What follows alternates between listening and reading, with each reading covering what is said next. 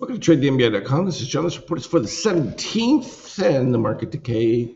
The breakdown here with the continued decline within our MBI readings, as well as what we talked about before.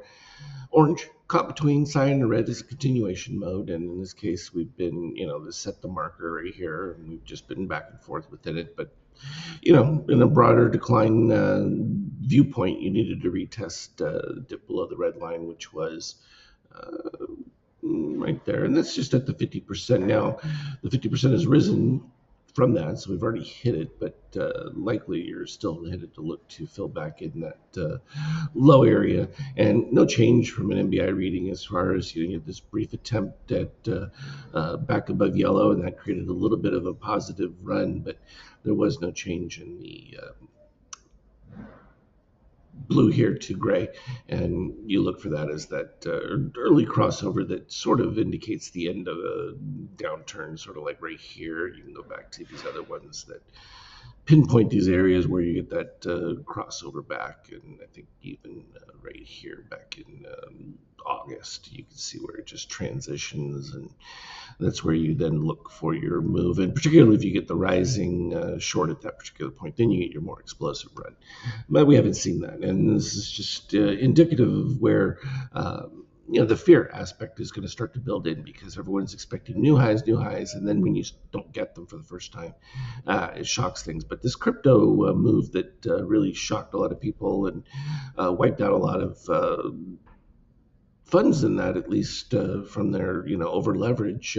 You could argue it's healthy in a broad sense because it does weed out that kind of excess and brings things back more into a controlled environment that isn't so speculative.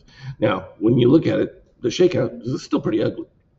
You don't even have a return yet of yellow over magenta. Until that happens, you're not even looking for return around. You're just questioning how deep does it go. Not so great at this particular stage from a support standpoint. You could be looking even at a move towards 23%. You don't have the white MBI spike above, which would suggest that you're going to break down to the next level. But that could happen intraday, and certainly it's what we talked about even on the 50K. We could see that there was, the move that was going up from before wasn't going to last because there was already an MBI white spike, and we knew that that was going to result in a move lower.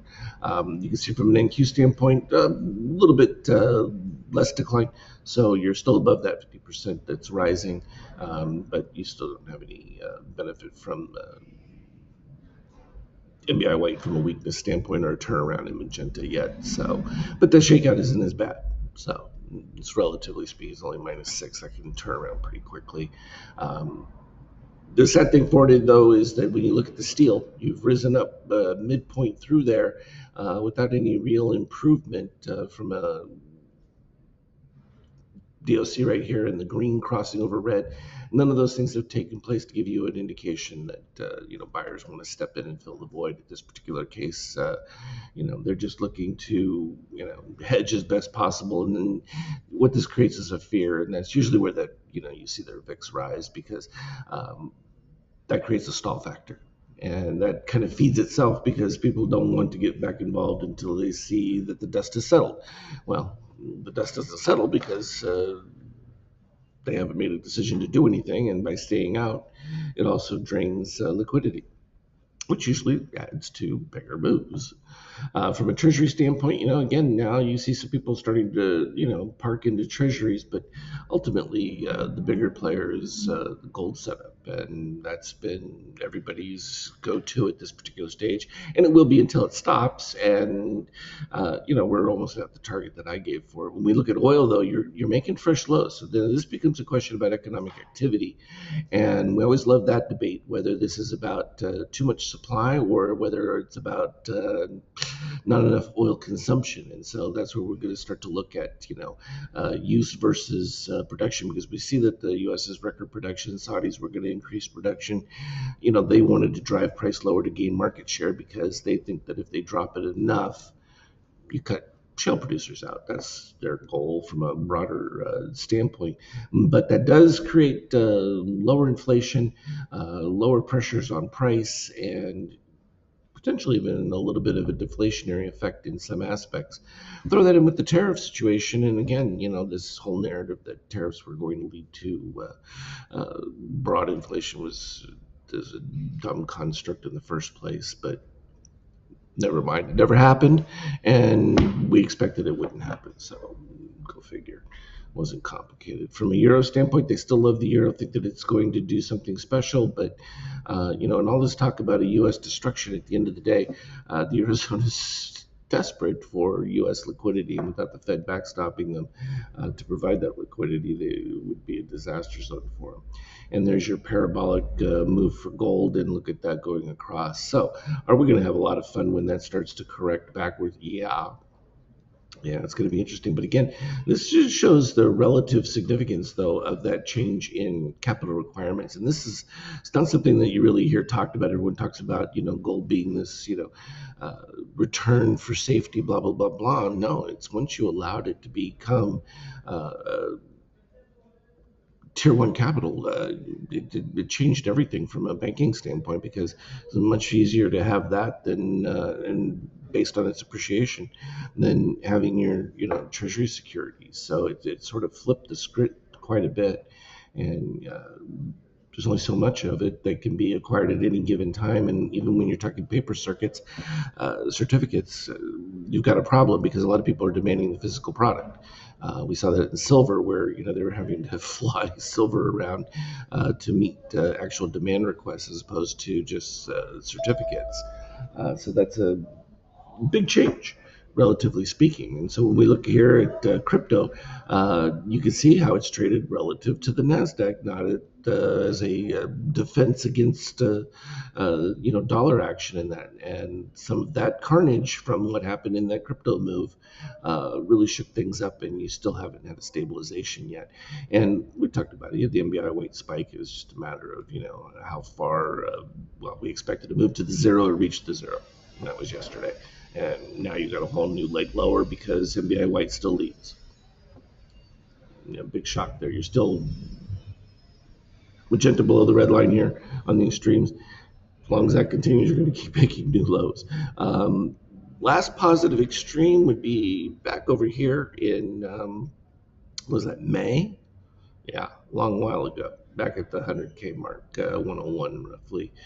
So that's the next fill-in point for that. And it's very likely that will fill it in.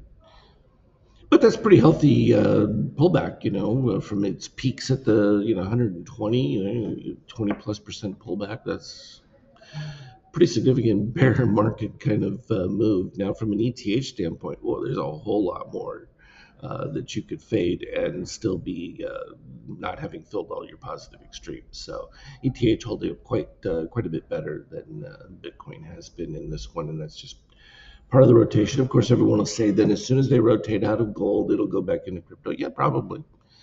But that's the whole point. You move and you look for the rotation, and when they see decline in the amount of purchases for gold, then they will start to sell out and rotate into that last bit of buying and buy the next thing.